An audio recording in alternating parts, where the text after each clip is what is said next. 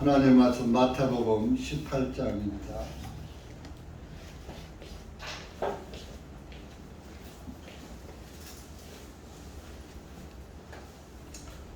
15절부터 신약 28페이지 15절부터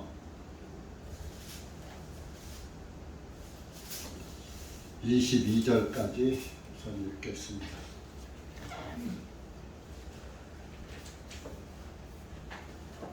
다 같이 읽겠습니다. 천천히 읽으세요. 좀 맞춰서 읽으세요. 혼자 앞에서 읽으면 헷갈려요. 시작. 또한 만일 네 형제가 너에 대적하여 허물을 범하거든 가서 너와 그만 있을 때에 그의 잘못을 말해주라. 만일 그가 네 말을 들으면 너는 네 형제를 얻은 것이라. 그러나 만일 그가 네 말을 듣지 아니하면 한두 사람을 데리고 가서 두세 증인의 입으로 모든 말을 확증하게 하라. 만일 그가 그들의 말도 무시하여 듣지 아니하면 교회에 말하라. 그러나 그가 만일 교회의 말도 무시하여 듣지 아니하면 너는 그를 이방인이나 세리같이 여기라.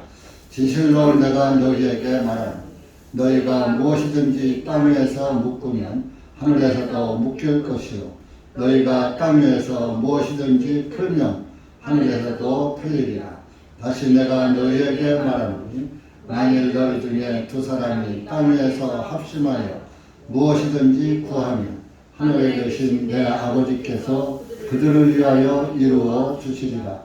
이는 두세 사람이 내 이름으로 함께 모이는 그곳에 나도 그들 가운데 있기 때문이라 하시니라. 그때 베드로가 주님께 나와 말씀 주님 내 형제가 내게 대적하여 죄를 범하거든 내가 몇 번이나 그를 용서해 주어야 하리이까 7번까지 하리이까 하니 예수님께서 그에게 말씀하시기를 내가 너에게 말하노니 7번까지가 아니라 70번씩 7번까지라도 할지니라.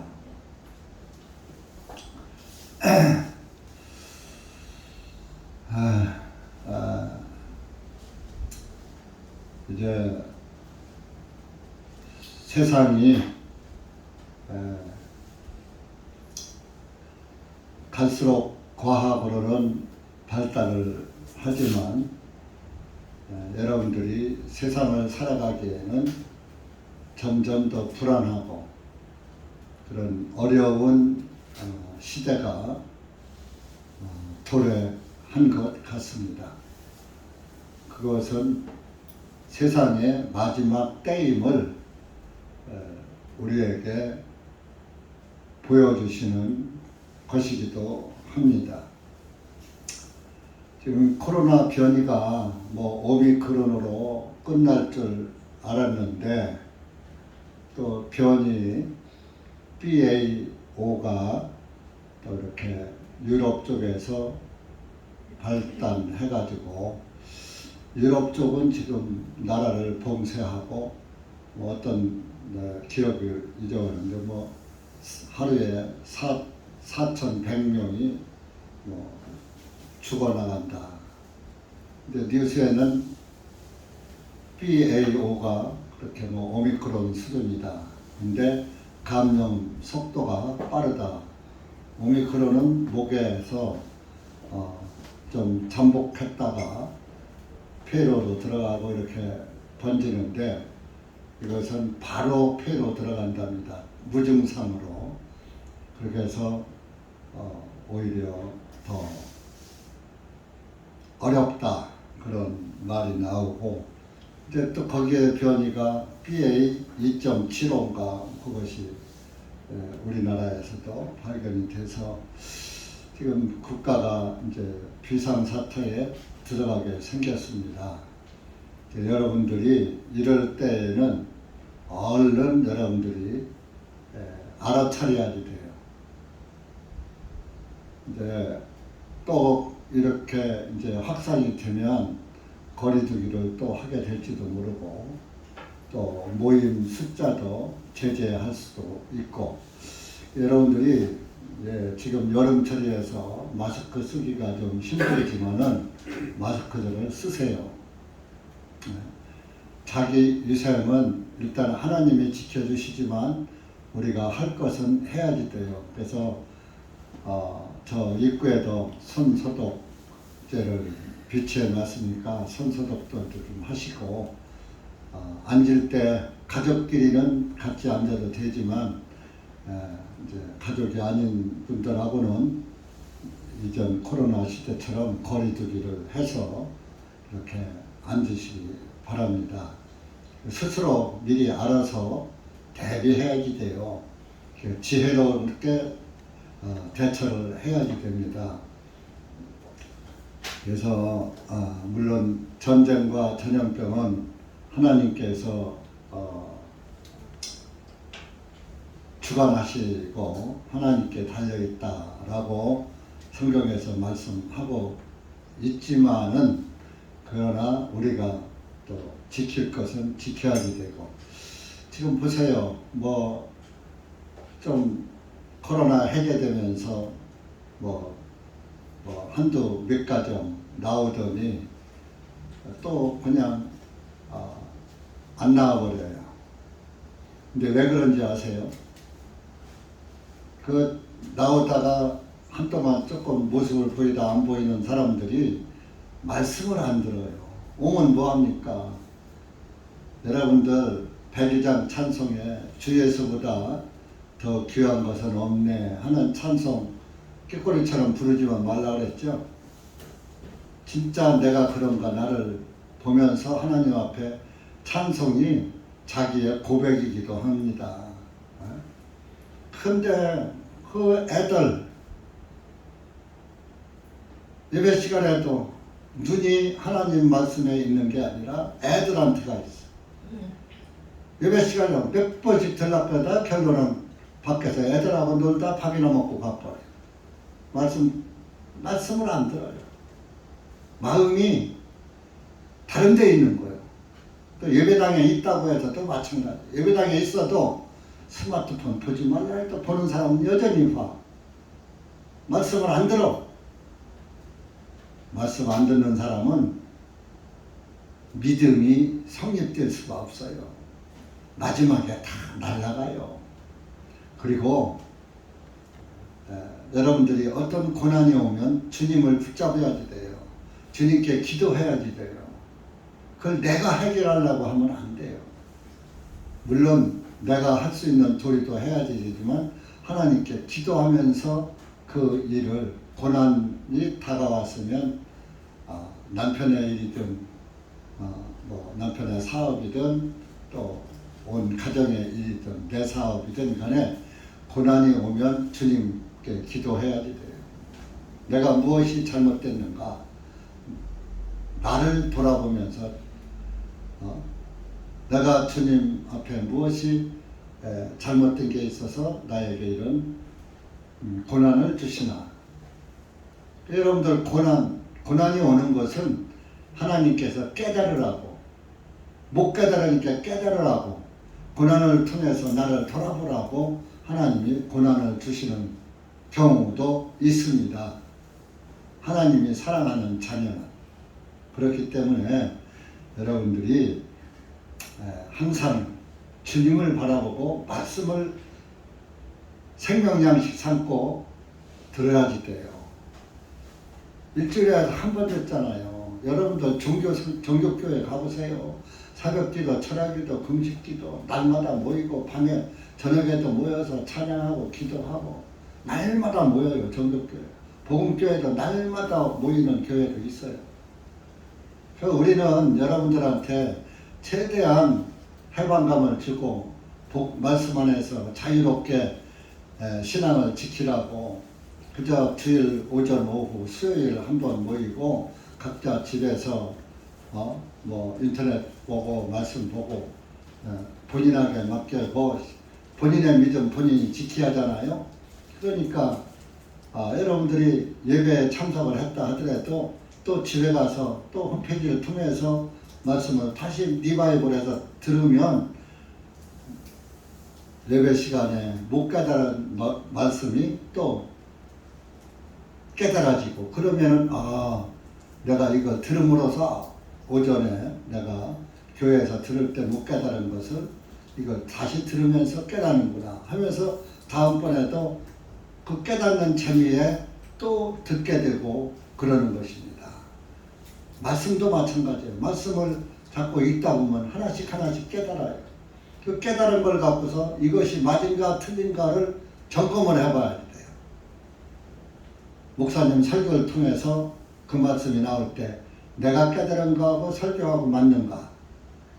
내가 깨달은 줄 아는데 다른 방향으로 잘못 알을 수도 있거든요. 그러니까 검증을 해봐야 되는 거예요. 내가 깨달은 것이 옳은가 틀린가. 자의적 해석을 잘못할 수도 있잖아요. 근데 내가 깨달은 거와 또 책자라든지 어떤 문서라든지 또 설교를 통해서 일치가 되면 내가 깨달은 것이 옳게 깨달아진 것이구나.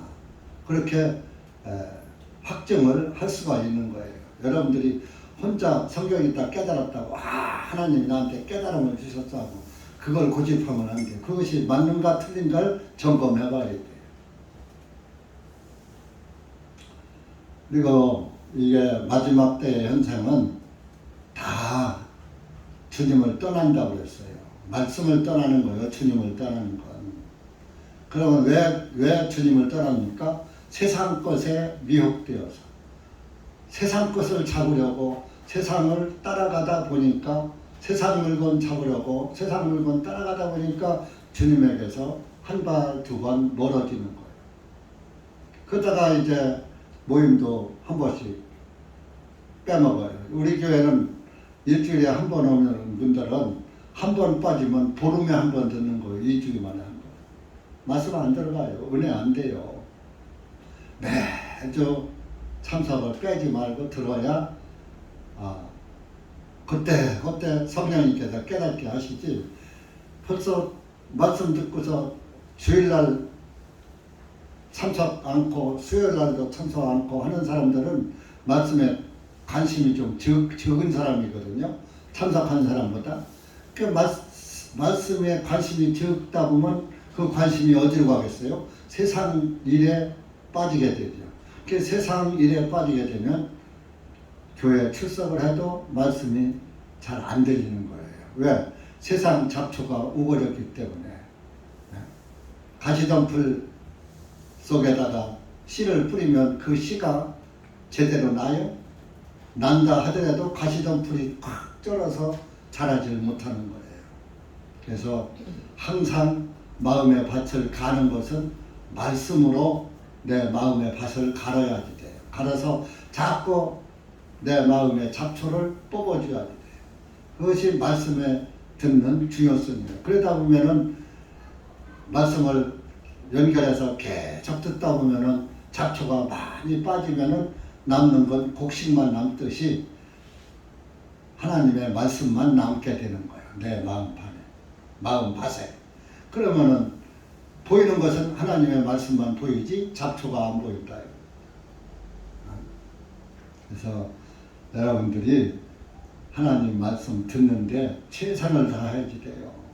그리고 보세요. 우리 이게 모임이 갈수록 많아져야지 되는데 갈수록 자꾸 줄어들어가요. 이건 뭘 의미해요? 자꾸 하나 둘씩 열매를 맺지 못하고 쭉정이가 되고 가라지가 되는 거예요. 심기는 똑같이 심어서 싹은 났는데 열매는 쭉정이. 우리 옛날에 농사를 짓는 걸 짓기도 하고 짓는 걸 보기도 했어요. 이제 보리를 심으면 똑같이 보리가 나요. 이삭도 나요. 근데 여무는 단계에서 깐부기라는 거 아시죠? 새카만 거. 숯검정처럼 깐부기가 생겨요. 그것은 여물질 못하고 새카맣게 숯검정 같은 숯검정 같은 새카만 이삭으로 변해요. 그것은 그냥 그것이 여물면은 새카만 그 먼지가 사람 얼굴에 묻으면은 습검정으로 얼굴 바른 것 같아요. 깐북이라고 해요. 깐북이.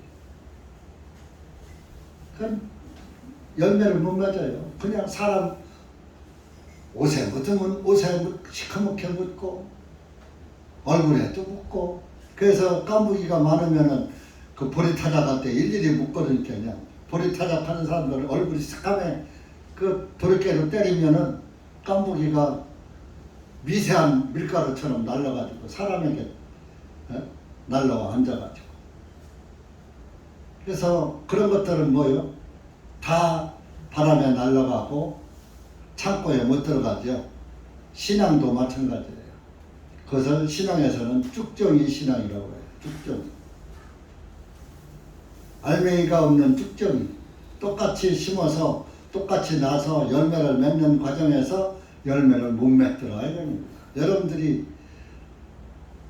신앙생활을 하면서 성령의 열매가 맺어지는 그런 그리스도인으로 남아야지 돼요. 마지막에 가서 쭉정이가 돼버리면 바람에 날린다니까요. 지금이 추수기요, 추수기. 영적 추수할 때요. 지금 하나님이 영적 추수를 하려고 하는데, 알곡은 곳간에 드리고 쭉정이들은 불태워 없애는 그런 추수기에 들어있다고 모든 그 성경을 좀 아는 목사님들은 다 그렇게 지금은 추수기에 들어가 있다. 쭉정이는 다 날아간다. 그래서 이 코로나 바람 때문에 쭉정이들은 거의 다 날아갔어. 대형 교회들도 다 줄었다는 거예요. 네, 세종에도 이제 다른 뭐 종교교회 목사지만 같은 동에 살고 서로 만나서 얘기를 해보면 신앙이 별로 좋지 않은 사람들은 다 코로나로 인해서 교회 안 나온다. 요새 또 더우니까 또 안 나온대. 더우니까 덥다고. 그래서 여러분들이 끝까지 이기는 자가 복 있는 겁니다. 성경에서 계시록의 2장, 3장을 여러분들 집에 가서 읽어보세요. 계시록 2장, 3장을 가면은 7교회에 관한 말씀이 나와요. 그 7교회는 시대적으로다가 이제 그 7교회로 이렇게 조명도 했지만, 오늘날에 그 7교회 또 7교회 신앙을 가진 교회들이 있어요. 어떤 교회는 사대교회 신앙 같고, 어떤 교회는 빌라델비아 신앙 같고, 어떤 교회는 에베소 교회 신앙 같고, 그 책망도 하고 이제 바로잡아 주시면서 끝까지 동일하게 끝부분에 가서 이기는 자에게 하나님이 이러한 복을 주신다, 상속을 주신다, 은혜를 주신다, 그렇게 말씀하고 있어요. 이기는 자가 뭐예요? 승리하는 자. 끝까지 하나님의 말씀으로 세상을 이기고, 내 생각을 이기고, 육신을 이기고, 예수 그리스도 안에서 승리한 자, 믿음으로 이긴 자, 승리한 자를 말하는 겁니다. 여러분들이 끝까지 승리하시는, 이기시는 형제 자매님들이 되시기를 예수님의 이름으로 당부를 드립니다. 오늘 읽은 말씀은 우리 이제 교회가, 구원받은 교회가 어떻게 신앙생활을 해야 되는가, 우리가 삶 속에서 형제 자매 간에 어떠한 삶을 살아야 되는가, 그런 거에 대해서 이제 예수님이 말씀하시고 있는 거예요. 또 제자들이 또 질문도 하고요. 그래서 우리가 구원을 받았다면은 이런 말씀을 잘 마음에 간직하고 우리가 이 세상 살면서 범죄 안 할 수도 없고 시기 질투 안 할 수도 없고 또 형제 자매 간에 또 다툼이 일어나지 않을 수가 없는 거예요. 왜? 우리가 말로만 죽었지 육신이 완전히 죽은 건 아니기 때문에 여러분들 속에 욕심이 존재하고 증오심도 존재하고 또 사랑하는 마음도 존재하고 긍휼히 여기는 마음도 존재하고 이렇게 그 상황에 따라서 변하는 그런 삶 가운데 우리가 살고 있는데 그 육신적인 생각이 나올 때 성령의 생각으로 그것을 이기고 사는 것이 가장 복된 것이고 중요한 것입니다. 그래서 이제 우리가 살다가 같은 교회 안에서 형제 자매 간에도 잘못할 수가 있어요. 15절에 보니까 내 형제가 대적하여 허물을 범하거든 가서 너와 그만 있을 때에 그의 잘못을 말해줘라. 만일 그가 네 말을 들으면 너는 형제를 얻은 것이라. 이제 우리 교회 안에서 형제 자매 서로 형제님 자매님 하며 지내. 근데 어느 날 어떤 형제가 잘못을 해. 그것이 이제 내 눈에 보였다 이겁니다. 그 잘못한 걸 여러 사람 앞에서 까발리면 안 돼. 그러면 그 사람이 수치심을 느껴서 교회 안에 남을 존재하기가 어려워져요. 형제 다음에 보기가 미안해가지고 민망해서 신앙생활을 잘 못할 수도 있다 이겁니다. 그래서 내가 몰랐음을 만약에 알면 조용히 그 사람하고 1대1로 찾아가서 아무개 형제님 이런 저기가 있었죠. 그러면 자기가 한 줄 알죠? 예, 있었어요. 그거 그렇게 하시면 아무리 우리가 예수님이 우리 죄를 다 사했다 하더라도 우리 구원받은 그리스도인은 그런 것에서 떠나야지 됩니다. 그런 일을 하면 안 됩니다. 이제 이렇게 조용히 1대1로 권면을 하는 거예요. 그건 책망이 아니라 권면이라고 그래요. 권면. 그러면 그 말을 듣고 아유 형제님 저는 그래 이 정도는 해도 되는 줄 알았네요. 제가 잘못했네요. 아이고 이렇게 알려주시니 참 고맙습니다. 앞으로는 그런 일이 없겠습니다. 이렇게 말이 되면은 그 형제를 얻은 것이다 그런 얘기예요. 그걸 그냥 복으로 내버려두면 뭐 이 정도는 해도 되나 봐. 이 정도는 뭐 해도 괜찮은가 봐 하고 똑같은 일을 또 반복할 수가 있잖아요. 그러다 보면 교회에 해가 될 수 있고 예수님 영광을 가릴 수가 있기 때문에 그래서 그 15절에 그랬죠. 너와 그만 있을 때에 그의 잘못을 말해줘라. 그래서 만일 그가 내 말을 들으면 너는 내 형제를 얻은 것이다. 그 형제를 얻은 거야. 근데 그 형제가 듣고 별꼴이 반짝이야. 천하 잘하지. 저는 안 그랬나? 저는 잘못했나? 하면서 왜 남의 일에 감나라 배나라 왜 상관이야? 당신이 잘해. 형제님이나 잘해. 뭐 이런 식으로 하고 말을 듣지 않으면 그 형제를 잃은 것이다 이거죠. 좀 올바로 똑바로 세우기가 어렵다 그러니. 그래서 이제 16절에 그렇게 말했는데 안 들어.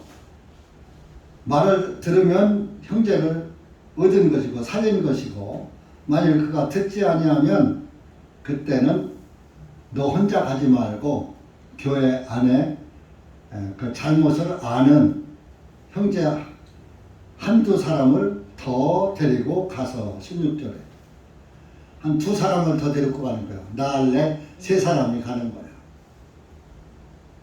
전체가 아니라 그러니까 두세 증인의 입으로 모든 말을 확정하게 하라. 두세 사람이 가서 권면하고 뭐 했다는 것을 권면을 했다는 것을 확정지어라 이겁니다.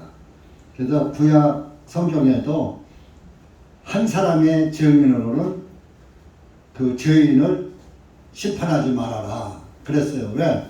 한 사람이 저 사람이 저런 나쁜 짓 했습니다. 거짓말 할 수도 있잖아요. 안 한 거 했다고 할 수도 있잖아요. 아니요. 안 했는데 저 사람이 했다고 내가 봤어요 하면 참 그거 난감하잖아요. 증거도 없고.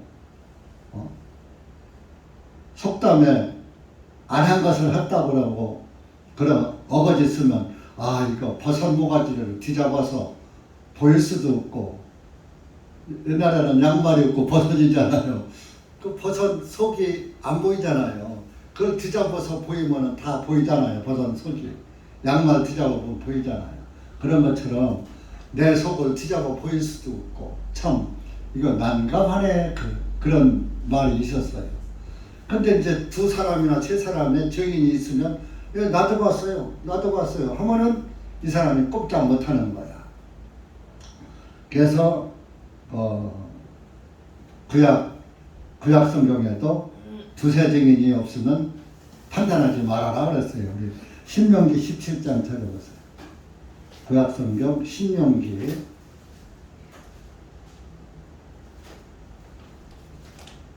17장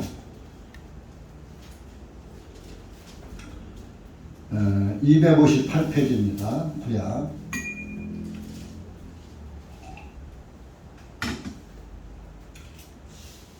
6절 7절 시작. 두 증인이나 세 증인의 입에 따라 죽임을 당할 사람을 죽이고 한 증인의 입으로는 그 사람을 죽이지 말 것이며 그를 죽일 때는 증인들이 먼저 그에게 손을 댄 후에 온 백성이 손을 댈지니라. 이와 같이 너는 너희 중에서 악을 제거할지니라. 이제 구약 시대에 만약에 어떤 사람이 간통을 했어요. 간통. 우리 요한복음 8장에 간음한 여인 나오잖아요. 그 간음한 여인에게 돌 던지려고 한 그런 기록을 아시는 분들 알겠죠? 그래서 이제 어느 한 사람이 간음을 했다 이겁니다. 그러면은 한 사람이 입으로는 안 돼. 두세 사람의 증인이 있어야지 돼. 그래야 공정하다 이겁니다. 한 사람이 감정을 가지고 안 한 것을 했다고 그러면 애매한 사람 죽이잖아요. 근데 여러 사람이 알면 두 사람이나 세 사람이 알면 두세 사람이 입을 모아서 한 사람에게 생명이 왔다 갔다 하는 일에 감정 처리하겠습니까? 안 돼. 그건 죽는 일인데 그 안 한 걸 그러다가 안 되지. 양심이 허락지 않는 거예요. 그러니까 두세 사람의 증인이 있으면 그 사람을 이 사람은 확실하구나, 확실히 잘못한 것이 확실하구나 했을 때 이 사람은 죽여야 할 때 판결을 내리는데 그것도 증인이 먼저 돌로 그 사람을 쳐야 해요. 친 다음에 나머지 삥 둘러 서 있는 사람들이 돌로 쳐서 그 사람을 죽였다 그런 얘기입니다. 19장도 가보세요. 신명기 19장 뒤로 넘겨서 19장 15절로 가보세요. 같은 말이에요. 15절 19장 15절 시작. 어떤 사람이 지은 어떤 죄에 있어서 그 죄악이나 죄에 대하여 한 사람의 증인으로만 일어서지 말 것이요 두 증인의 입이나 세 증인의 입으로 그 문제를 확정할지니라. 그래서 이제 확정지어서 하고 어떻게 하느냐 이대로 한단 말이에요. 16절부터 20절까지 시작. 만일 어떤 거짓 증인이 일어나서 어떤 사람이 잘못하였다고 그 사람을 대적하여 증언하거든 그때에는 분쟁하는 그 두 사람이 주님 앞과 그 당시의 제사장들과 재판관들 앞에 설 것이요 그 재판관들은 자세히 신문할지니 보라 만일 그 증인이 거짓 증이라서 그의 형제에게 거짓으로 증거하였다면 그때 너희는 그가 그의 형제에게 행하려고 생각하였던 대로 그에게 행하여 너희는 너희 가운데서 그 악을 제거할지니라. 그리하면 남은 자들이 듣고 두려워하여 그부터는 너희 중에서 그런 악을 더 이상 범하지 못하리라. 그러니까 두 사람의 증인이 있어서 내가 증인 서는데 나머지 또 두 사람이 맞습니다. 우리도 듣고 보았습니다. 이렇게 할 때에 이제 확정지어서 그 사람을 돌로 쳐서 죽여라 그런 얘기. 그렇게 해서 이 세상에서 다른 사람들이 저런 죄를 지면은 돌로 맞아 죽는 것이구나. 아이고 저런 죄를 지면 안 되겠네 하고 죄를 안 짓기 때문에 그 나쁜 죄가 없어진다 그런 얘기입니다. 오늘날도 마찬가지예요. 사람을 죽인 사람은 그 사람도 죽여봐요. 사람 죽여요 안 죽여요?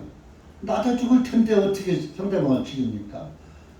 그런데 뭐 사형을 폐지하자 지금 전 세계에서 사형제도 없애자. 안 된다. 사형제도 있어야 한다. 서로 팽팽하게 맞서고 있어요. 미국도 그러고 한국도 그러고 뭐 다른 나라들도 그러고 그래요. 근데 하나님 법에는 사람을 죽인 사람은 그 사람도 죽여라 그랬어요. 못 죽여요 그러면. 그리고 가능한 사람은 죽여라. 가능도 못해요. 들통나면 죽으니까. 그러니까 하나님 법은 엄격하지요. 그래서 이렇게 이제 마태복음 18장의 말씀이 이렇게 두세 증인을 가져가서 교회 안에 잘못한 사람이 있으면 이제 말을 하라. 근데 이제 17절에 가서 마태복음 18장입니다. 17절에 가서 두세 사람이 가서 말하는데도 안 들어. 그러면은 그때는 교회 전체에 말하라 그래요. 교회 전체 담임 목사님한테도 말하고 모든 교인들에게 공개적으로 말하라. 그래서 이제 목사님이 가서 말하고 뭐 이제 단체로 교회에서 단체로 가서 말했는데도 무시하고 안 들어. 그러거든 너는 그를 이방인이나 세리같이 여기라. 이건 이방인이나 세리같이 여기란 말은 이스라엘 사람들은 이방인은 다른 나라 사람, 다른 나라 사람이 다른 나라 사람, 이스라엘 사람이 아닌 사람은 하나님의 백성이 아니기 때문에 개같이 봐요. 개 같은 족속으로 봐요. 더러운 민족으로 봐요. 이스라엘 사람만 하나님의 백성으로 여겼던 거예요. 이스라엘 사람. 그래서 이방인은 사람으로 보질 않아요. 우리 한국 사람들은 그때 당시에 구약시대는 이방인이요. 개같은 족속이에요. 하나님의 백성이 될 수가 없었어요. 근데 지금은 됐어요. 구원받은 사람만 된 거예요. 네? 그리고 세리는 뭡니까? 세리는 세금 받는 세무쟁이거든요. 근데 그때 당시에는 예수님 당시에는 가장 더러운 죄가 창기하고 세리였어요. 창기는 로마 군대를 상대로 몸을 팔아서 먹고 사는 창녀를 말해요. 왜? 그때는 전쟁을 많이 하다 보니까 이스라엘 사람들 우리 일제시대에 징용으로 많이 이렇게 끌려가서 죽듯이 로마가 세계를 정복할 시대니까 그 나라 젊은 장정들을 데려다가 전쟁에 내보내서 많이 죽는단 말이에요. 그러니까 과부가 많이 생겨. 고아가 많이 생겨. 그래서 하나님 말씀에 과부와 고아를 불쌍히 여기고 도와줘라. 그런 말씀을 한 거예요. 근데 이제 참기는 먹고 살 일이 없는 거예요, 애들하고. 그렇게 가지고 있는 건 몸뚱이밖에 없으니까 못 팔아서 먹고 사는 거예요. 그것도 뭐요? 로마 군인들한테. 그러니까 얼마나 그 이스라엘 사람들이 볼 때 더러워요. 그것도 이방인들한테 몸을 팔아서 그 돈으로 먹고 살았니. 아주 제일 더럽게 여기는 게 참기고 또 제일 더럽게 여기는 게 세리였어요. 세무서에서 세관에서 세금 받는 사람. 뭡니까? 자기 동족에게, 우리나라 친일파 같이 자기 동족에게 돈 뜯어 세금 뜯어가지고 지가 얼마 입마에 복학했다고 남 얼마는 노마에다가 바치고, 그러니까 예를 들어 100만 원을 걷었다 하면 50만 원만 갖다가 바치고 50만 원 지가 먹고, 얼마나 치사한 그런 저기예요. 그래서 우리나라 지금도 친일파 하면은 전부 고개를 살래살래 흔들죠. 옛날에 이완용이가 친일파인데, 그러니까 그런 사람들이 진짜 친일파고 일반 국민들의 소소한 사람들은 친일파라고 할 수가 없어요. 그거 친일파면 독립운동 한 사람만 빼고선 다 친일파요. 창씨개명에 그냥 순종했던 사람들 다 친일파요. 우리 박종옥 자매님은 완전히 친일파요. 할아버지가 군수였으니까. 아버지도 하고 완전히 친일파지 뭐예요. 그런데 실제적으로 그때 당시에 이장을 구장이라고 해서 구장, 동네 구장도 친일파예요. 왜? 공출 거다가 징용 보내, 처녀 공출, 처녀들 또 위안부로 보내, 이런 걸 구장이 다 명단 써서 면에다가 면사무소 갖다 주면 그것이 발령났거든. 그래서 우리 아버지도 징용에 이름을 적었다는 거요. 그래가지고 우리 집 사랑에 구장이 왔는데 이름은 늙으니 죽여버린다고. 화로불이 겨울에는 이글이글 타는 화로불을 들어서 머리다 뒤집어 씌우려고 그러니까 아이고 그러지 마 자네는 빼줄게 그래서 호적을 뜯어맞춰서 나이를 한 19살 이상 올려가지고 그래갖고서 징용이 안 갔어요. 우리 아버지 작은 아버지 나이를 다 이렇게 한 10여 년 위로 올려놔가지고 그 호적이 나이가 많아. 그래서 나이 한 10여 년 더 위에 먹은 사람들하고 친구하고 지냈어. 야 주민들 봐라 우리 아버지가 나 낳고서 출생신고 같지 낳지도 않고 출생신고 하냐? 주민들 보니까 실제 맞거든. 그 여전히 한갑대 뽀록 났지. 그런 적이 있어요. 그래서 정말 독립운동가 빼놓고선 그 일제시대에 학교 다니는 사람들 뭐 그때 초등학교 보통학교라고 그러고 중학교고 그랬어요. 그때 가면 다 일본 글 배우고 했으니까 그렇게 하고서 군대 가면 뭐 일본군에 그냥 입대되는 거예요. 그래서 친일파는 이완용이처럼 외국노가 친일파지 일반 국민들은 그거 할 수 없어요. 정부의 그 순회급에서 하는 대로 끌려가는 거예요. 그래서 좀 딴 얘기 했는데, 이렇게 세리는 그 자기 동족에게 세금 받아가지고 먹고 사는, 그래서 아주 파렴치한으로 해서 창기와 세리를 가장 더럽게 여겼어요.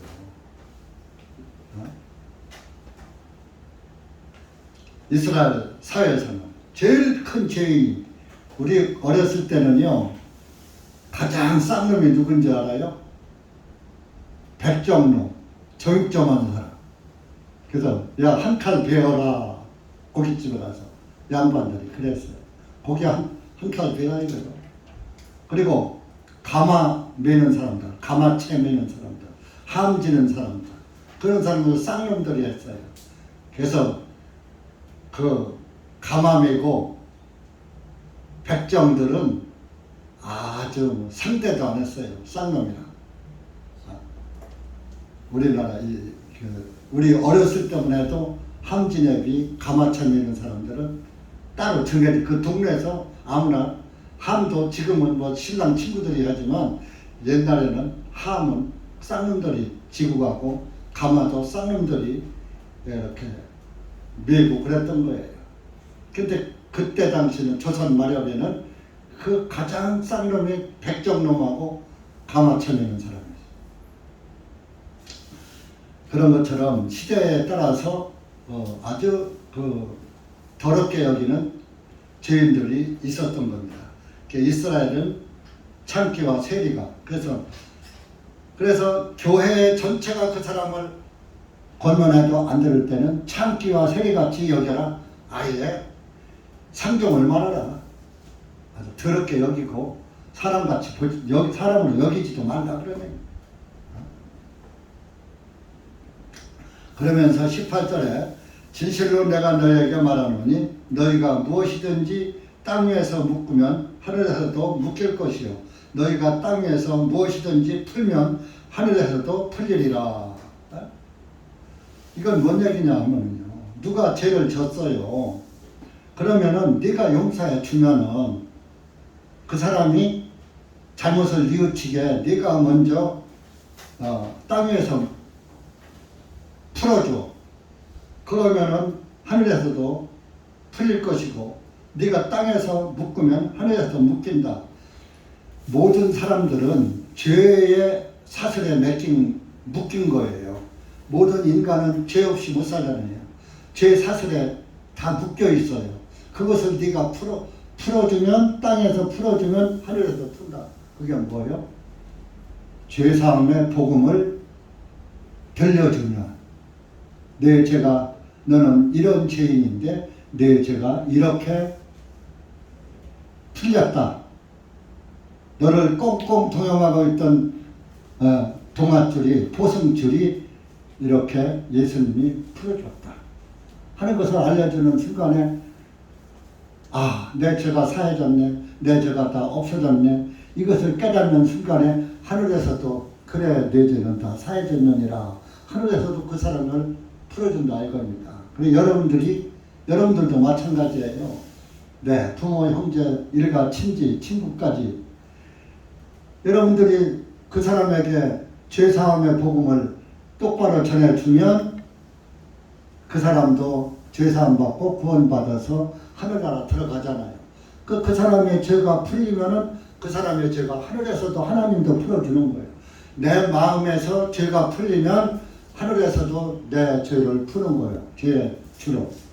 이게 여러분들이 땅에서 복음을 어느 A라는 가족이 됐든 친구가 됐든 형제가 됐든 거기다 복음을 전해서 그 사람이 말씀을 듣고 복음으로 죄가 풀려지면은 하늘에서도 그 사람의 죄를 풀어준다 이런 얘기입니다. 그러니까 여러분들 마음에서 죄가 풀려야 하늘에서도 풀리는 거예요. 여러분들 양심에서 죄가 안 풀리면은 하늘에서도 안 풀리고 그대로 있는 거예요. 여러분들이 지금 구원을 못 받고 있으면 하늘에서도 그 죄사함을 풀어주지 죄사함의 그 빗장을 풀어주지 않는 거예요. 그러니까 여러분들 양심이 문제예요. 여러분들의 양심의 죄가 풀리면은 하늘에서도 그래 맞아 내 죄를 내가 다 해방시켰어 풀어주는 거. 내가 꼭 붙잡고서 안 풀어주는데 하늘에서 하나님도 답답하지만 어쩔 수 없는 거예요. 지가 안 풀고 지가 꼭 붙잡고 있는데 자기가 안 믿고 자기가 자기 생각으로 꽁꽁 동영해서 자기 마음에 갇혀 있는데 하나님도 어쩔 수 없는 거예요. 여러분들의 자유의지는 하나님도 어떻게 할 수가 없어요. 그러니까 여러분들이 스스로 복음의 사슬에 죄의 사슬에서 복음의 열쇠로 풀어서 풀려야 하늘에서도 풀리는 거예요. 그래서 마태복음 16장에 베드로에게 내가 너에게 천국 열쇠를 준다. 그런 말씀을 했어요. 열쇠가 뭐요? 복음이에요. 자, 마태복음 16장 찾아보세요. 18절 가보세요. 18절. 19절, 18절, 19절. 26페이지예요.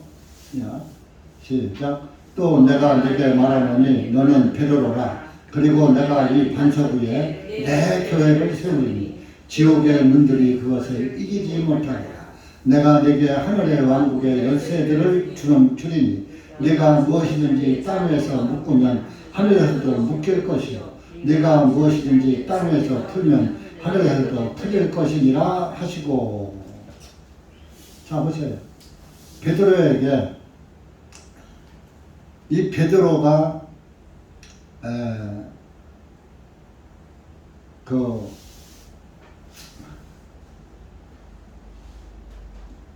헬라어로 페트로스예요. 페트로스. 그래서 돌멩이란 뜻입니다. 자가. 그리고 18절에 그리고 내가 이 반석 위에 내 교회를 세우리니, 이 반석은 베드로가 반석이라고들 아는데 베드로는 돌멩이요. 돌멩이하고 큰 바위하고는 틀린 거예요. 이 반석은 영어로 락으로 돼 있어. 락. 큰 바위. 반석. 아주 큰 바위를 반석이라고 그랬죠. 이 반석. 이가 뭐요? 예수님을 가리킨 거. 이 반석 위에. 디스. 디스라고 해요. 디스. 이 반석. 이 반석 위에 내 자기를 가리켜서 반석이라고 하는 거. 이 반석 위에 내 교회를 세운다. 예수님의 교회를 세우리니 지옥의 문들이 그것을, 예수님의 교회를 이기지 못한다. 지옥이. 자, 교회는 뭐요? 교회는 헬라어로 에클레시아예요. 불러낸 무리예요. 죄 가운데서 불러내서 따로 있게 한 데가 교회예요. 구원받은 사람이 모임이 교회예요. 이 건물이 교회가 아니고 여러분 구원받은 우리 형제 자매가 교회다, 이런 얘기입니다. 아셨어요? 그래서 이 예배당이라고 하고 교회당이라고 해야지 맞아. 교회당 간다, 예배당 간다 하는 건 맞아. 교회 간다 하는 것은 정확히 따지면 틀린 말이에요. 내가 교회인데 뭘 내가 교회가? 교회당에 간다. 예배당에 간다. 그거는 맞아요. 그래서 여러분 구원받은 그리스도인 자체가 교회입니다. 그래서 이 반석 위에 예수님 반석. 근데 지금 로마 카톨릭은 너는 베드로라. 베드로를 밑에다가 베드로는 반석이다 써놨어요. 속이는 거예요. 베드로가 반석이다. 베드로가 반석인데 이 반석 위에 내견 베드로 위에다가 예수님의 교회를 세운다. 이렇게 해석을 해버리는 거예요. 그래가지고 세상을 속이는데 이 예수님의 제자 베드로는 이스라엘 안에서만 전도했지 노마에 간 사실이 없어요. 성경에. 노마에 가서 복음을 전하는 것은 사도 바울이에요. 네? 그래서 그런데 이제 이 천주교가 이 말씀을 갖다 사기를 치는 거예요. 어떻게? 베드로가 교황 1세야. 1대 교황이야. 그래가지고 여기에 이제 19절에 보면 이는 내가 내게 하늘의 왕국의 열쇠를 준다. 베드로에게 준다고 그랬거든. 그러니까 18절에 너는 베드로라. 너는 반석이다. 이 반석 위에 내 교회를 세우려. 베드로 위에다가 예수님의 교회를 세운다 이거요. 그래서 로마 카톨릭이 교황이 하나님이 베드로에게만 열쇠를 줬으니까 그 열쇠를 받은 베드로 위에다가 세운 교회가 로마 교회다. 바티칸 교회다. 그래가지고 세상을 속이는데 천주교는 언제 생겼느냐? 서기 313년 콘스탄틴에 의해서 세워진 거예요. 예수님 제자들 시대는 천주교 있지도 않아요. 그런데 지금 멀쩡한 교회 사는 전부 로마 카톨릭이 지어낸 거예요. 그래서 교황 1세가 베드로로 만들어 놓은 거예요.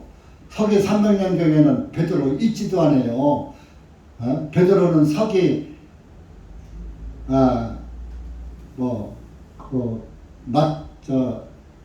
서기 약 한 65년 70년 요때에 다 죽었어요. 순교로. 예수님의 제자들은 다 죽었다니까요. 사도 요한도 죽이려고 했는데 기름가마에다 펄펄 끓는 기름가마에다가 던졌는데 툭 튀어나와서 버렸어. 그러니까 이 사람은 이건 불가사의한 힘에 의해서 죽이면 안 되겠구나 해서 반모섬으로 귀양 보내버린 거, 무인도로. 반모섬. 거기 가서 요한계시록 쓴 거예요.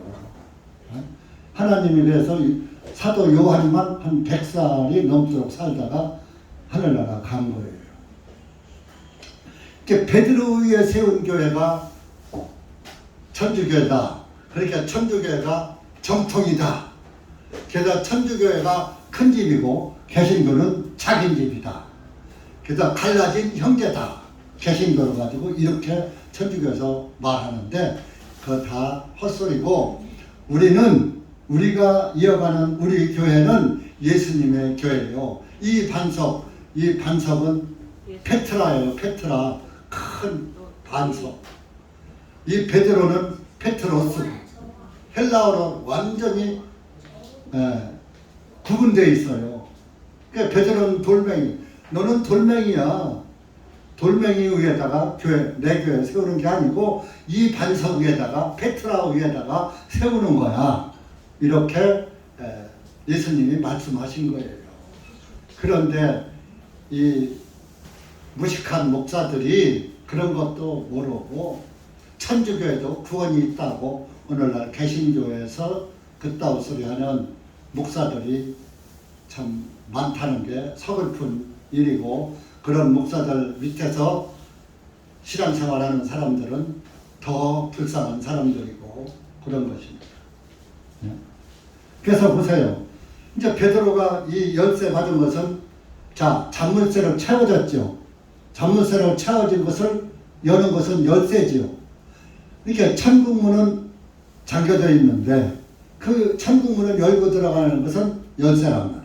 그 열쇠가 뭐냐? 복음이에요. 복음이 뭐냐? 굿뉴스, 최고로 기쁜 소식. 예수님이 내 죄를 사했다. 그게 복음이에요. 한국 사람들은 제일 복을 좋아하니까 복자를 쓰고 소리음자, 복 있는 복의 소리다. 한국 사람은 복이래야지 좋아하거든. 그래서 그냥 오늘날 교회들이 그저 설교 때마다 축복해 주시옵소서, 기도할 때마다 축복. 설교에도 축복. 여러분들이 축복을 받으려면 이렇게 해야 됩니다.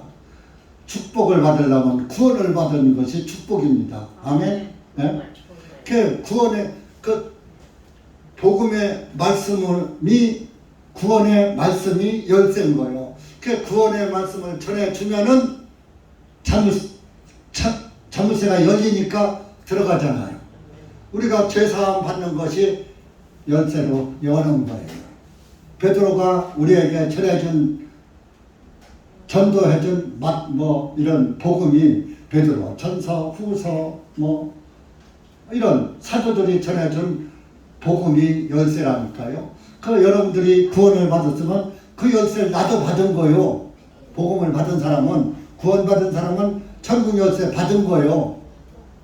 그 천국 열쇠가 뭐냐? 예수 그리스도요. 예수님이 천국 문을 열어주시잖아요. 우리의 죄를 사하였잖아요. 예수 그리스도가 나의 천국 열쇠라니까요. 그 열쇠 받은 것이 구원받은 것이에요. 내가 예수님을 전해주면은 모르던 내 형제가, 아 그러네, 내 죄도 사해졌네 할 때 그 사람 양심이 풀려, 죄에서 꽁꽁 묶였던 양심이 풀리면서 하늘에서도, 그래 내 죄 사해진 걸 네가 믿지? 그러면 나도 너한테 죄 있다고 안 할게. 너도 죄 없는 거 맞아. 예수님이 내 죄 다 사했어. 예수님이 하면서 내가 내 죄 다 사했어. 그래, 참 장하구나, 고맙다. 내 피를 믿고 구원받았지. 참 장하다, 기특하다. 아이고 내 아들, 그러는 거예요. 그러니까 여러분들이 구원을 받았으면 다른 사람, 묶여있는 사람 풀어줘야 해요. 자물쇠 가졌으면 자물쇠, 죄의 자물쇠에 꽉꽉 묶여서 쇠사슬로 꽁꽁 동여서 매고 거기다 못 풀게 그냥 자물통 꽉 채워놨는데 내가 열쇠를 가지고 있어. 그 내 형제가 그렇게 지금 묶여있어. 그거 보고서, 그래 너 거기서 묶여서 그렇게 살다 지옥 가라, 이렇게 해야요. 가서 그거 열어서 풀어줘요. 예? 그럼 여러분들 집안에서 꽁꽁 묶여있는 사람들 한번 누구누군가 한번 마음속으로 세봐요. 내 주변에 그 죄의 사슬에 묶이고 잔물통에 딱 채워져 있는 사람이 우리 집에 있나 없나 한번 돌아다 봐요. 우리 집에는 하나도 없습니다. 다 풀렸습니다. 하는 사람 손들어. 부모, 형제, 일가, 친지들 중에서 타인, 남은 고사하고 부모, 형제, 일가, 친척들 중에 내가 다 풀어줬습니다 하는 사람이 손들어 봐요. 그럼 우리 집안에는 없습니다. 다 풀어졌습니다 하는 사람 손들어 봐. 이거 봐. 집안 식구들도 안 풀어주고 있으니. 그러니까 자리가 이렇게 탕탕 트지. 그럼 이게 보세요. 오늘 읽은 말씀에 진실로 내가 너희에게 말하는데 제자들에게 말하는 거예요. 오늘날 제자들은 저와 여러분이 될 수가 있어요. 너희가 무엇이든지 땅 위에서 묶으며 마태복음 18장입니다. 묶으면 하늘에서도 묶일 것이고 너희가 땅 위에서 무엇이든지 풀면 하늘에서도 풀리리라. 그대로 두면 하늘에서도 풀리지 않으리라. 반대로도 생각해 봐야 돼. 풀면 열리는데 안 풀면 안 열리는 거예요. 안 풀리는 거예요. 그러니까 여러분들이 남편을 사랑한다든지 아내를 사랑한다든지 부모 형제를 사랑한다면 풀어줘요. 그냥 내버려둬 지옥 가게. 사랑한다면 여러분들이 열쇠를 가지고 있다면 풀어줘야지. 안 푸는 것은 열쇠가 없든지 간신히 열쇠는 찾았는데 열 줄을 몰라. 내가 열 줄을 몰라. 전도할 줄을 모른다 이거요. 말씀이 없어서. 그런 사람은 어떻게 돼요? 열쇠 잔물통 따는 열쇠공을 불러야죠. 그죠? 우리 집에 들어가야 하는데 집이 잠겨서 못 열어. 그러면 자물쇠 여는 사람 불러야죠. 그 오늘날 교회 자물쇠 여는 사람 누구요? 그 목사를 불러서 우리 집에 갇혀있는 사람 좀 풀어주시오 해야요. 그냥 내버려둬요. 그러다 요새 아주 한가하다니까요. 성이 한가해서 그런지 한가해. 열쇠공을 부르는 사람이 없어. 집안에 꼭꼭 묶여있는 사람이 집안에 가득하면서도. 여러분들이 구원받았다면 열쇠 받은 거예요. 받았다면 열어줘야 되는 거예요. 네가 열면, 네가 풀면 하늘에서도 풀리고 네가 안 풀면 하늘에서도 안 풀린다고 했잖아요. 여러분들 책임이 막중한 거요. 만약에 막중한데도 모른 체 하면 직무유기요. 직무유기. 직무유기가 뭔지 알지요?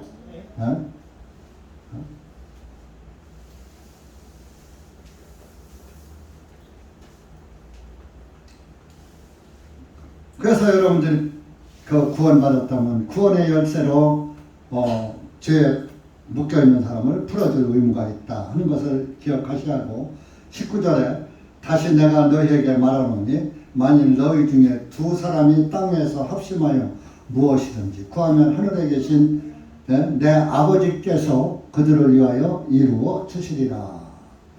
이는 두세 사람이 내 이름으로 함께 모이는 그곳에 나도 그들 가운데 있기 때문이라. 여러분들이 풀으려고 애를 써도 안 돼. 그래서 열쇠공을 불렀다가 열어주려고 해도 문이 안 열려. 얼마나 녹슬었는지. 잔물통이 안 열려. 그럴 때는 상담을 시켜도 구원을 못 받아. 그럴 때는 기도하라 해야 됩니다. 교회에서 합심해서. 목사님 우리 아버지 어머니를 구원시켜야 되는데 이렇게 복음이 안 들어갑니다. 위해서 기도해 주세요. 형제님 자매님 우리 아버지 어머니를 위해서 기도해 주세요. 우리 아들 딸을 위해서 기도해 주세요. 이렇게 얘기를 해야 돼요. 그렇게 하면 그 교회가 그 부탁을 들으면 합심해서 기도를 해야지 되는 거야. 하나로 마음이 하나 돼서 아무개 형제님 부모님 좀 부모님 아무개 김 아무개 구원받게 해주세요. 아무개 아들 김 아무개 구원받게 해주세요. 온 교회가 합심해서 기도하는 거야. 근데 부탁도 안 해. 자기 가족이 지옥으로 빠져가고 있는데 부탁도 안 해. 내가 더요. 이거 연세 가진 거예요? 안 가진 거예요? 교회 보면 내가 더요. 안 되는데 어떻게 해요? 할 만큼 했어요. 할 만큼 뭘 해? 죽기까지 피 흘리기까지 했어요. 귀시야 모자 막아자 하면서 욕 먹어가면서까지 했어요. 남편한테 맞아가면서 복음 전해봤어요. 예수님은 저와 여러분을 구원하기 위해서 골고다 언덕에서 수없이 채찍 맞고 나무에 달려 피 흘리고 돌아가셨어요. 죽기까지 복종하면서 저와 여러분을 구원했어요. 여러분들도 그런 죽기까지 복종한 예수 그리스도의 은혜를 받았다면 죽을 각오로 구원받지 못한 내 부모 형제를 위하고 가족을 위해서 전도해야지 되는 거예요. 그게 구원받은 사람의 도리인 거죠. 그리고 교회에다가 기도 부탁해야지 돼요. 20절에 보세요. 이는 두세 사람이 내 이름으로 함께 모이는 그곳에 나도 그들 가운데 있기 때문이라. 여러분들 우리 지금 안만 적어도 두 사람 세 사람 넘잖아. 우리 이 식구가 한 뜻으로 기도만 하면은 안 될 게 없어요. 근데 기도 부탁하는 사람도 없고 부탁도 안 하니까 하지도 않고 부탁해도 또 기도도 않는 사람도 있어. 랄랄랄랄라 하고 하기만 하지. 랄랄라 하고 세상으로 돌아다니기 바쁘지. 여러분들 복음을 위해서 여러분들이 한마음 한뜻으로 기도해야 합니다. 우리 교회는 왜 이렇게 사람이 없지? 사람은 데려오려도 창피해서 못 데려와. 누가 전도해야지 되는데 목사가 여러분들 이만큼 해놨으면 여러분들이 해야지. 여러분들이 1년에 하나씩만 해놔도 얼마요? 여러분들은 하나도 안 하면서 사람 없대. 그러면 나오다 안 나오는 사람이라도 가서 깨워갖고서 끌고 나오든지 새로 전도 못하고 나오든지 말든지 죽든지 살든지 이게 무슨 사랑이에요? 이게 무슨 복음이고 이게 무슨 구원이에요? 네?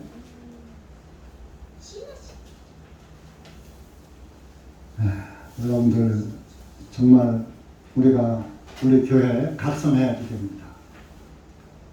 구원받았다고 그냥 태만하기만 해요. 태만. 게을러 터지기만 해요. 여러분들 예배 시간 딱 찬송 시작하면 교회당에 딱 들어와서 화장실도 가지 말아야지 돼. 화장실 갈 시간에 말씀 놓치잖아. 설교 시간에도 화장실 가고 미리들 다 보고 와요. 목사님은 왜 설교 시간에 인터넷도 다 공개할 그럼 하나님 앞에 거짓말하면 돼요? 찬송하면 예배 시작된 거요. 찬송 시간이라고 들락날락하고 차 마시러 들락날락하고 그러면 안 돼요. 예배당에 들어올 때 아예 화장실 들려서 들어와요. 그러니까 한번 입당하면 끝날 때까지 한 말씀도 놓치지 않으려고 생각하는 그런 마음을 가지고 말씀을 들어야 은혜를 받고 구원도 받는 거예요. 그래서 이제 이렇게 제 얘기 하잖아요. 그러니까 이제 21절에 베드로가 말을 하는 거예요. 주님한테. 주님, 만약에 우리 형제가 내게 대적하여 죄를 범했는데 아유 뭐 한두 번이 아니고 자꾸 똑같은 죄를 이렇게 범하는데 몇 번이나 용서해줘야지 되죠. 한 7번까지 용서해주면 됩니까? 그러니까 예수님께서 22절에 말씀하십니다. 그에게 말씀하시기를 내가 너에게 말하노니 7번까지가 아니라 70번씩 7번까지라도 할지니라. 베드로가 여러분들 나 아는 형제, 이건 이 형제가 혈족 형제가 아니, 이 가정의 그 형제가 아니라 동족 형제를 말하는 거예요. 우리 한 민족의 형제. 내 주변 사람 어떤 사람이 나한테 죄를 보면은 하루에 7번 여러분 7번씩 용서해요? 어떤 사람이 내가 그런 얘기는 들어봤어요. 내가 3번까지 용서해줘. 그 이상은 용서 못해. 이런 사람 내가 들어봤어. 근데 베드로는 그래도 7번까지 했어. 근데 예수님은 뭐라 했어요? 아니야. 70번씩 7번이라도 해야지 된다. 자, 70번이면 70이죠. 7번이면 7, 7, 49 몇이요? 490번. 490다면은 몇이요? 50이죠. 500이죠. 49다면 50이잖아요. 그래서 이제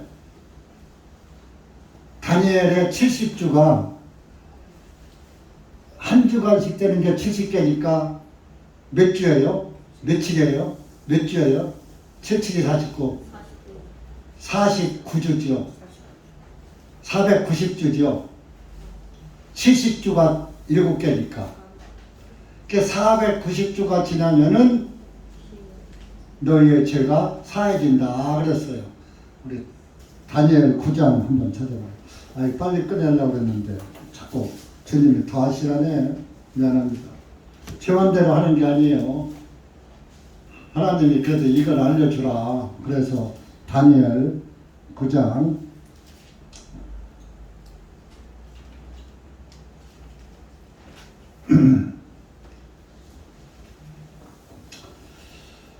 24절 보세요. 1103페이지.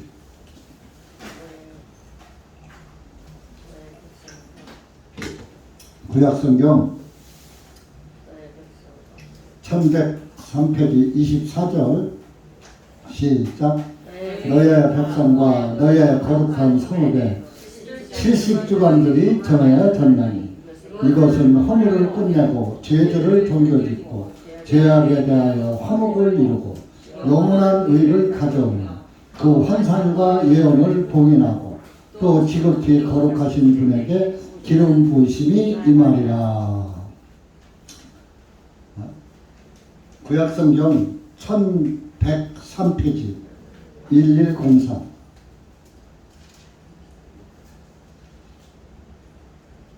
그럼 보세요. 너희 백성과 너희 거룩한 성읍에 70주간들이 정해졌다.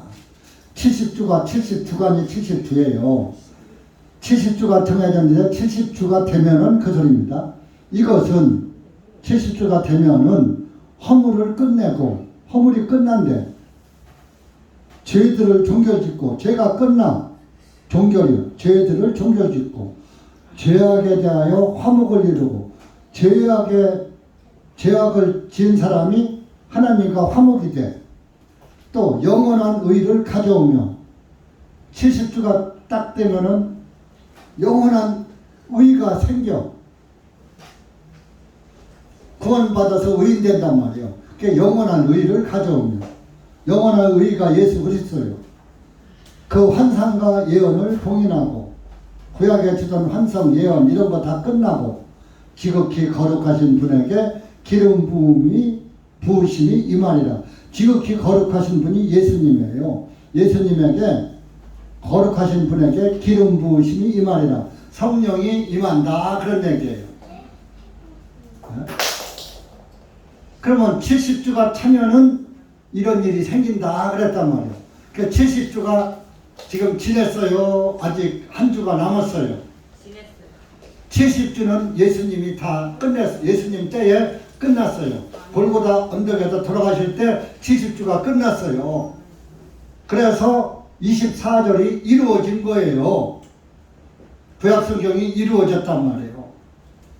그런데 아직도 한 주간이 남았으면 다니엘 9장 70주간이 아직 안 끝났으니까 24절이 안 이루어진 거라니까. 그럼 여러분들은 구원을 못 받은 거예요, 아직. 얼마나 중요한 거니까. 이런 것이 7번이라도 용서해라. 영원히 용서해라는 얘기입니다. 그런데 언제 용서하느냐? 회개할 때 상대방이 내가 잘못했습니다 하고 돌아와서 회개할 때는 490번이라도 해주라 이런 얘기입니다. 7번만 아니라. 이제 끝까지 해주라 이런 얘기예요. 잘못하면은. 그러니까 여러분들이 잘못하고서 아유 형님 아니 아우 내가 잘못했네 하면은 무조건 용서해주라 이게. 영원히 100번이고 1000번이고 하나님도 내 죄를 영원히 용서해 줬는데 너는요 왜 내 형제의 죄를 용서하지 못하느냐 이거예요. 자, 여러분의 죄를 영원히 용서받았어요? 못 받았어요? 받았어요. 그러면 여러분 나도 용서받았으니까 형제가 나한테 용서해달라 잘못했네 하면 사과하면 그 사과 받아줘요? 받아줘요. 야 한두 번이냐 너 지금 400번이야 400번 못해 이제 해주면 뭐래 또 할 텐데 이러면 돼요 안 돼요? 그쵸. 와서 잘못했다 그러면 그래 알았어 앞으로 하지마 또 하면 그래 하지마 그래 하나님의 내 죄도 다 그렇게 용서해 줬으니까 나도 내 죄 용서해 준다 용서해 주는 거요. 근데 자기 잘못은 몰라. 자기가 잘못한 줄 모르고 와서 잘못했다 소리도 않는데 용서해 줄 필요 있어요 없어요? 잘못도 모르는 사람한테 용서해 주면 효과 있어요 없어요? 잘못을 아는 사람한테 내가 잘못했네 하는 사람한테 용서를 해줘야 아이고 고맙네 하지. 나 잘못한 거 없어. 무슨 용서는 무슨 용서 내가 잘못한 것도 없는데. 네? 돌이키지 반성하지 않는 자기 죄를 자백하지 않는 사람에게는 네? 용서할 필요가 없다 이겁니다. 그러니까 여러분도 죄를 지면은 자복을 하세요. 1000번이고 10,000번이고 예수님은 영원히 여러분의 죄를 자복할 때 용서해 주시고 또 여러분도 형제자매의 죄를 자복하면은 용서해 줘야지 됩니다. 아셨죠? 그러니까 우리에게는 영원한元수가 있어요 없어요? 없어요. 그래서 원수를 사랑하는 미워하라 사랑하라 하신 거예요.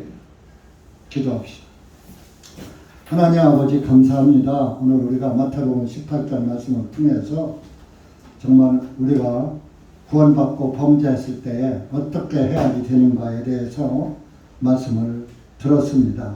하나님 아버지 감사합니다. 하나님께서는 나의 죄를 머리털보다 더 많은 죄를 사해 주심으로 인해서 우리가 구원을 받았고 죄사함 받았습니다. 그래서 우리도 자기의 죄를 자백하는 형제 자매의 허물은 무조건 영원히 또 서로 화해하고 용서해야지 된다는 말씀을 보면서 다시 한번 우리 주님께 감사를 드립니다. 그리고 너희가 땅에서 묶으면 하늘에서도 묶이고 땅에서 풀면 하늘에서도 풀린다는 말씀 들었습니다. 우리가 구원의 열쇠를 받았사오니 구원받지 못한 사람들에게 죄의 사슬을 풀어주는 그런 그리스도인이 될 수 있도록 은혜를 풀어 주시옵소서. 예수님의 이름으로 감사하며 기도하옵나이다. 아멘.